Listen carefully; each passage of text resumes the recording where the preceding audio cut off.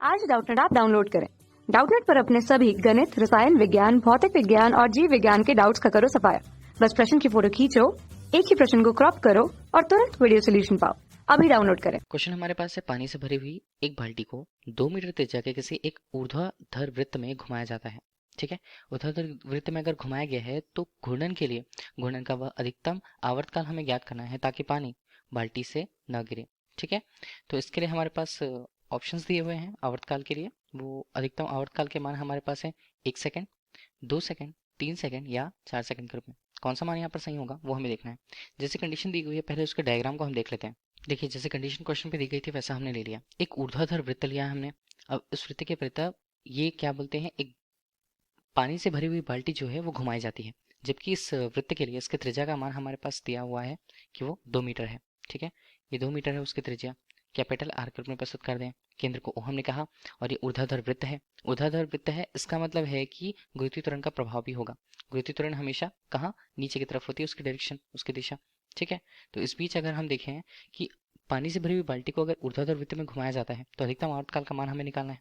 अब देखिए, अगर इसे घुमाया जा रहा है, इसे क्षैतिज अक्ष के प्रति घुमाया जाएगा। ठीक है, तो उसके लिए जो कोणीय वेग होगा उसका ओमेगा हम उसे कहेंगे। ठीक है, इस बीच देखें तो बाल्टी है, बाल्टी में भरी हुई जो पानी है, पानी के लिए उसका जो भार होगा वो नीचे की तरफ होगा। वो कितना, वो mg के लिए है। ठीक है, ये भार है वो नीचे की तरफ है, तो हम इसे f के रूप में प्रस्तुत कर दिया। ठीक है, इस बीच पे हम ये बोलते हैं कि देखिए, अगर ये बाल्टी पानी के सहित पूरी तरह ऊर्ध्वाधर वृत्त में अगर घूमती है और ये स्थिति आती है कि पानी वहां से नहीं गिरती है, तो उसके लिए हमें आवर्तकाल का मान चाहिए होगा। तो हम पहले उसकी घूर्णन त्रिज्या निकालेंगे।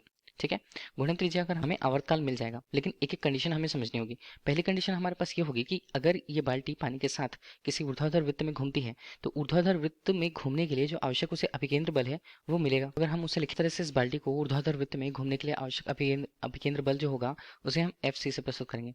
अभिकेंद्र बल का मान क्या होता है, अभिकेंद्र बल का मान होता है mv² बटे, यहाँ पर अगर हमने कैपिटल आर रखा तो कैपिटल आर। एम हमें क्या बता रहा है, एम हमें बाल्टी के लिए पानी के सहित उसके द्रव्यमान को बताएगा। ठीक है, तो हमने उसे mg के रूप में ले लिया। और वेग जो होगा उसका अगर हम त्रिज्यीय रूप में देखें तो वेग कुछ इस तरह से v के रूप में प्रस्तुत होता है। ठीक, इस तरह इसे हमने ले लिया समीकरण 1 के रूप में। ठीक है, अब दूसरी स्थिति वो भी आने वाली है यहाँ पर कि अगर ये बाल्टी ऊपर की तरफ पहुंचती है।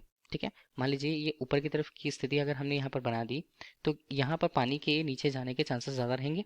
ठीक है, पानी नीचे की तरफ जाने वाली है, लेकिन यहाँ पर हम देख रहे हैं कि घूमते हुए अभिकेंद्र बल का जो मान होगा वो नीचे की तरफ अगर बल लगता है पानी के लिए, ठीक है, नीचे की तरफ एक भार लगा, उसे हम गुरुत्वीय बल कहेंगे।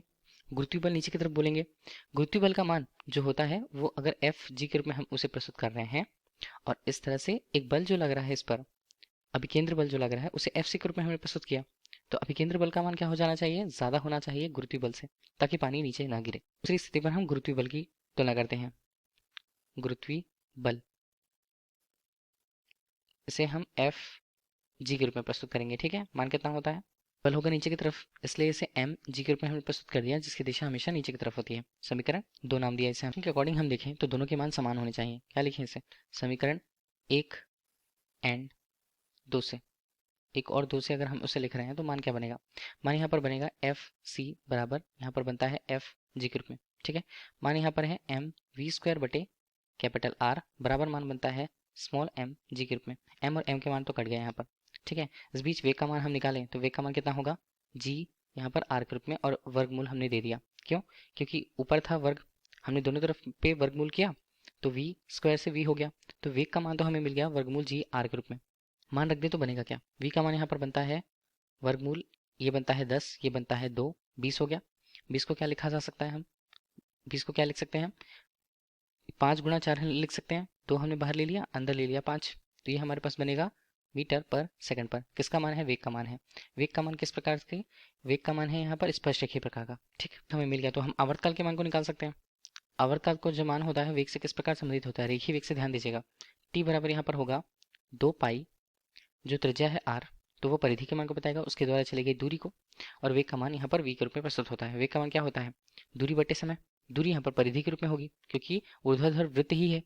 इस बीच पे अगर हम टी का मान निकालना चाहें तो हमारे पास क्या बनता है, 2 पाई गुणा 2, v का मान हमने अभी देखा 2 वर्गमूल 5 के रूप में। 2 और 2 के मान यहाँ पर कट गए, पाई गुणा 2 बटे 5 के रूप में। टी का मान यहाँ पर हल करें हम, हल करने के बाद इसका मान हमारे पास आता है 2.8, ये किस में आएगा, सेकंड पे आएगा। तो आवर्तकाल का मान तो हमें मिल गया कि 2.8 सेकंड का समय लेती है वो पूरे वृत्त को कवर करने के लिए या पूरे वृत्त में एक बार घूमने के लिए। ठीक है, तो ये कोई डेफिनेट आंसर तो हुआ नहीं। जैसे कि क्वेश्चन पे बोला गया है 1 2 3 4 सेकंड पे, तो हम अगर लगभग रूप में इसके मान को देखें 2.8 को क्या लिखा जा सकता है, 3 सेकंड हम लिख सकते हैं। तो हमारे पास यही आंसर होगा 3 सेकंड के रूप में। अब ऑप्शंस में देख लें मान, तो कहाँ पर मिल रहा है, ऑप्शन सी पर। ठीक है, तो ऑप्शन सी हमारे लिए इस क्वेश्चन का सही आंसर होगा। Thank you. कक्षा 6 से 12वीं से लेकर नीट, IIT, JEE वो एडवांस के लेवल तक 1 करोड़ से ज्यादा छात्रों का भरोसा। आज ही डाउनलोड करें डाउटनेट ऐप या व्हाट्सएप करें अपने सारे डाउट्स 8400 400 400 पर।